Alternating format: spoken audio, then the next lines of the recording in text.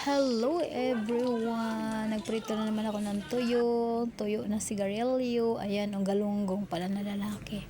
Tapos, kumain ako ng almusal. Pagkatapos kumain ng almusal, ay nagkape muna ako. Pagkatapos magkape, and kape tayo. Kape.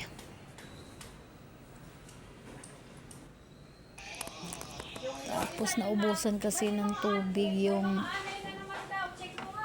dispenser. Mabigat kaya tinakal-takal ko muna.